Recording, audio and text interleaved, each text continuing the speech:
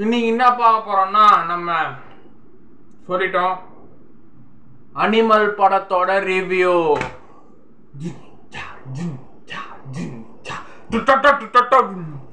படம் ஃபுல்லா எப்படி தெரியுமா இருந்தது? சும்மா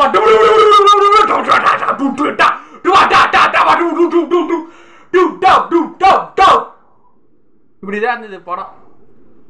ஃபுல் வயலன்ஸ் படம் ஃபுல்லா. ஒரு பெரிய பிசினஸ்மேன் அப்பா, பிசினஸ்மேன் இந்தியாவிலே number 1 Swastik steel group, Swastik product வேர்ல்டிலே கிட்டத்தட்ட இப்போ நம்ம அம்பானி மாதிரி, அம்பானி அதானி மாதிரி ஒரு அப்பா, அவங்க பையன். அது மாதிரி நம்ம Anil Kapoor sir, booby Deol sir and booby Deol, Anil Kapoor, நம்ம ரன்பீர் கபூர், ராஷ்மிகா மண்டானா, இவங்க 4 பேர் தான் ஆக்டிங்கு படத்தில்.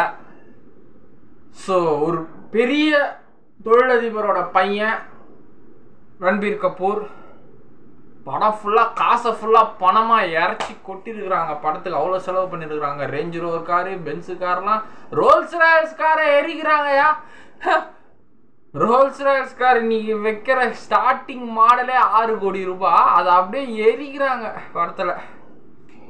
இந்த படத்தை இயக்குனவர் யாருன்னா சந்தீப் ரெட்டி வங்கா. உங்க எல்லாருக்கும் தெரியும். அர்ஜுன் ரெட்டி, காபீர் சிங் ஒரு மிகப்பெரிய ஒரு நல்ல படத்தை கொடுத்து இப்போ இந்த படமும் எனக்கு அனிமல் பிடிச்சிருக்குதான். நான் இந்த படத்தை தேட்டரில் மிஸ் பண்ணிட்டேன்.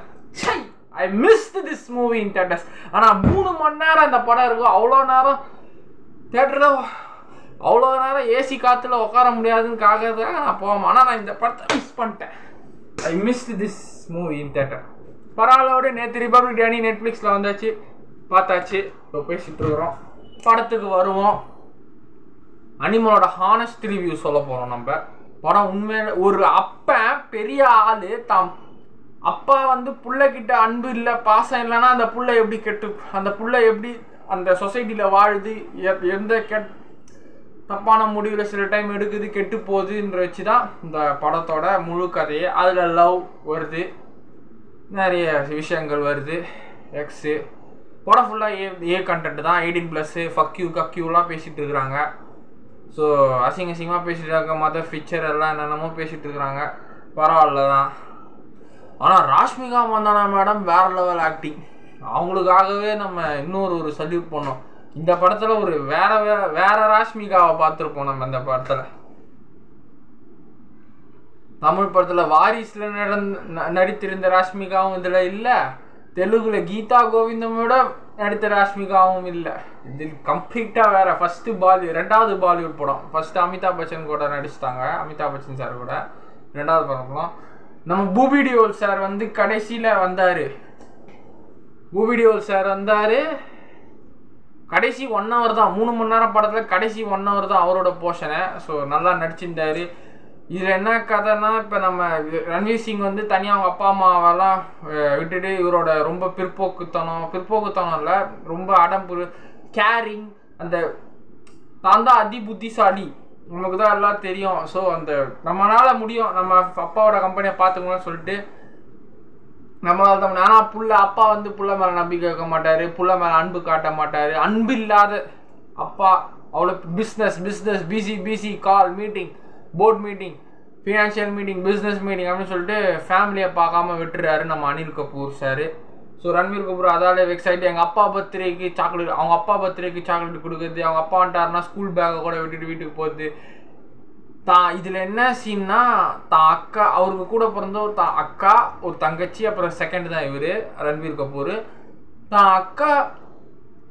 அக்காவை காலேஜில் ஒரு 4-5 பசங்க ரேகிங் பண்ணிட்டாங்கன்ட்டு இவர் ஸ்கூல் யூனிஃபார்மோட தம்பி சும்மா மிட்சுபிஷி காரில் வரும்போது ஒரு சீனு அள்ளு விட்டுருச்சுங்க. அந்த சீனு கன்னு, செக்யூரிட்டி கார்ட்ஸ்லாம் பின்னாடி இருப்பாங்க, பிஸ்னஸ்மேன் பையன்லாம். ஸோ செக்யூரிட்டி கார்ட்ஸ்லாம் பின்னாடி கன்னை வச்சுட்டு இருக்கிறாங்க. அந்த கன்னை பிடிக்கிட்டு கிளாஸ் ரூமில் சும்மா சுட்டுட்டு வராரு. என்ன மாதிரி சீனு, எனக்கு அதெல்லாம் ரொம்பவே பிடிச்சிருந்துது. நல்லா சுவாரஸ்யமாக இருந்தது அந்த சீன்லாம்.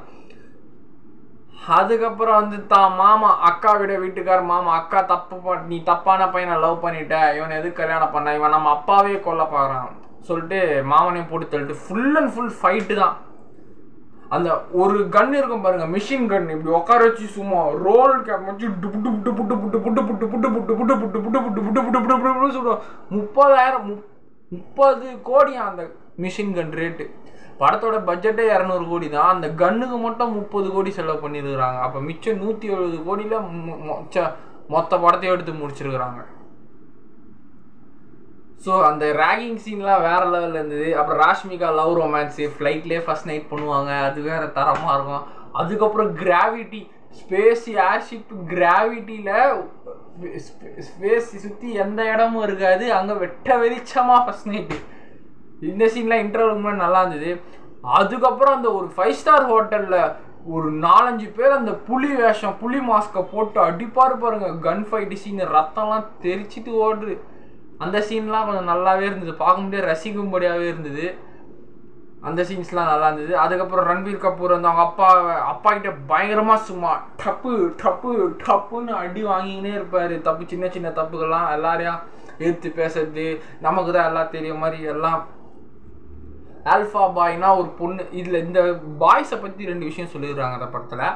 ஆல்ஃபா பாய், நார்மல் பாய்ஸ். ஆல்ஃபா பாய்ஸ்னால் தான் பொண்ணுக்கு பிரச்சனைனா, தான் பொண்ணுக்கோ தான் காதலிக்கோ தான் மனைவிக்கோ தன்னை விரும்புகிற தன்னை நேசிக்கக்கூடிய பெண்களுக்கு எதனா பிரச்சனைனா வீரமாக நின்று, கோழையாக பயந்து ஓடாமல் வீரமாக நின்று சண்டை செஞ்சு காப்பாற்றி வீரன் அறிவுள்ளவனாக இருக்கிறவன தான் ஆல்ஃபா பாய்ஸ். அதுதான் சொல்லிடுறாங்க. கெத்தாக உனக்காக போகிறேன், காதலுக்காக போகிறோம், அதான் உண்மையாகவே நல்லவனாக வாழ்கிறவன் தான் ஆல்ஃபா பாயா. ஸோ அப்படி தான் சொல்லிக்கிறாங்க. நீங்கள் ஆல்ஃபா பாயா இல்லை பாயான்னு உங்கள் லைஃப்பில் நீங்கள் யோசிப்பாச்சு கமெண்ட்டில் என்னை திட்டுறேன்னா திட்டிக்கோங்க, எல்லாம் பாராட்டினா பாராட்டிக்கோங்க, அவ்வளோதான். ஸோ இது அனிமல் படத்தில் இது ஒரு விஷயங்க. இந்த ஆல்ஃபா பாய் கதை சொல்லி ராஷ்மிகாவுக்கு ஆக்சுவலாக ஸ்டார்டிங்கில் வந்து வேற ஒரு பையனுக்கு மேரேஜ் நிச்சயம். கடைசியில் ராஷ்மிகா சின்ன வயசுலேருந்தே ஒரு ப்ரொப்போஸ் பண்ணிடுவார். இவர் 9th படிச்சிருந்தா அந்த ராஷ்மிகாவும் 6th. ஸோ அதுலேயே ஸ்கூல்லேயே லவ் ப்ரொப்போஸ் பண்ணிக்கிறாங்க. அப்போ ஓகே சொல்லிக்கிறாங்க. அதுக்கப்புறம் இவர் அமெரிக்கா போயிட்டார். அதான் அப்போ பிள்ளை இங்கே இருந்தால் எல்லோரும் எடுத்து பேசுகிறான், ஓவர் கோவம் வருது, ரொம்ப நல்லவன் மாதிரி இருக்கிறான் பையன், தப்புன்னா உடனே எரிமலை மாதிரி போங்கன்னு சொல்லிட்டு அப்பா ஃபாரினுக்கு அமிச்சிட்டார் அமெரிக்காவில் படிக்க. ஸ்கூல்லேருந்து ஹாஸ்டல் அமெரிக்கா காலேஜ் ஃபுல்லாக அமெரிக்காவில் படிச்சுட்டான். அமெரிக்காவுக்கு படிக்குவோம். அப்புறம் வந்தோடனே நீ திருந்தல, அவங்க அப்பாவுக்கு 60வது பர்த்டே அனில் கபூருக்கு. ஸோ 60வது பர்த்டே வரும்போது ஒரு நிமிஷம் எதிலடா விட்டோம், இப்போ இதில் விட்டோம் நம்ம. அதான் அப்பா புள்ள வந்து அமெரிக்காவுக்கு அனுப்பிச்சிட்டாரு. இந்த மாதிரி நீ இங்கே இருந்தால் கெட்டு போய்டுவேன், அமெரிக்காவில் ஃபஸ்ட்டு அப்பயும் வருவார். 60ஆம் கல்யாணத்துக்கு எல்லா படிப்பு டிகிரி எல்லாம் முடிச்சுட்டு ஏரோஸ்பேஸ் இன்ஜினியரிங் அமெரிக்காவில் படிச்சுட்டு வருவார் நம்ம ரன்பீர் சிங் அண்ணன். படிச்சுட்டு வரும்போது அப்பயும் நீ திருந்தன சொல்லிட்டு மாமா கிட்ட, வருண் மாமா, அவர் தான் அப்போ நான் ஆக்சுவலாக அவங்க அப்பாவை 2 வாட்டி குண்டில் சுட்டுருவாங்க, அவர் ஏற்பாடு தான். ஸோ குண்டை வச்சு சுட்டுருவாங்க. ஸோ அதுலேருந்து குடும்ப சந்தைகள், பஞ்சாயத்து, சொத்து ஆட்டையை போடுறது எல்லா குடும்பத்துலையும் நடக்கிறது தானே. பெரிய பெரிய குடும்பத்தில் எப்படி நடக்கும், பெருசாக நடக்கும். ஸோ அதை தான் காமிச்சிருக்கிறான். ரொம்ப பேச விரும்பலை, ஆனால் ரொம்பவே இருக்குது படம், சுருக்கி முடிச்சிடலாம். ஸோ இந்த மாதிரி குடும்ப தகராறில் கடைசியில் நம்ம மாமா தான் கல்பிரிட்டுன்னு ரன்பீர் சிங் அண்ணன் கண்டுபிடிச்சி மாமாவை போட்டு தெளிவுறாரு. அப்படியே அந்த கை திறக்கும் போது தான் அந்த பிஜிஎம் வரும், டங்குன்னு வரும். ஸோ அந்த பிஜிஎம் அப்போ தான் வரும். அதுக்கப்புறம் வந்து இந்த அப்பா கொல்லும் போது டிமிட்ரி ஹியாட்டின்னு ஒரு ஹீரோயின், டிமிட்ரி ஷாண்ட்ரி, ஜோயான்னு ஒரு கேரக்டர், அவங்க வந்து தான் ரன்பீர் சிங்கோட செகண்ட் ஒய்ஃபாக வருவாங்க. ஆனால் ஒய்ஃப்லாம் கிடையாது, அவங்க வந்து நம்ம பூபி டியோலோட தம்பி ஒய்ஃபு. இவனை வேவ் பார்க்க, ரன்பீர் சிங் அண்ணனை வேவ் பார்க்க வந்திருப்பார் படத்தில். வேவ் பார்க்க வந்து கடைசி அவனையும் போட்டு தள்ளிட்டு ரன்பீர் சிங் கிட்ட உண்மையாக சொல்லிவிடுவாங்க, உன்னை நான் காதலிக்கிறேன்னு சொல்லிட்டு காதலில் மயங்கி. ஸோ அவங்க மயங்கிடுவாங்க. ரன்பீர் சிங் வந்து அவரோட ஹார்ட்டை தான் இவருக்கு வச்சுருக்காங்க, அவங்களோட முன்னாள் லவர் ஹார்ட்டை தான் இவங்களுக்கு வச்சுருக்கிறாங்கன்னு சொல்லிட்டு அவரை பார்க்க வந்து அது ஒரு குட்டப் ஸ்டோரியை க்ரியேட் பண்ணி அப்படியே போட்டு உள்ள தள்ளுறது. ஸோ இந்த ஆக்சிடெண்ட்டில் வந்து ரன்வீர் சிங்குக்கு என்ன ஆக்சிடென்ட்னா, அந்த ஹோட்டலில் 100 பேர் அந்த மிஷின் கன் வச்சு சுற்றுவாங்களா, ஒரு ஃபைட் ஆக்சிஸ் வச்சு போடுறோம். அதில் பயங்கரமாக ரன்வீர் சிங்குக்கு அடி போட்டுட்டோம். ஹார்ட் சர்ஜரிலாம் பண்ணிடுவாங்க, ஹார்ட்டே போய்டும், அழிஞ்சிடும், ட்ரான்ஸ்ஃபார்ம் பண்ணுவாங்க.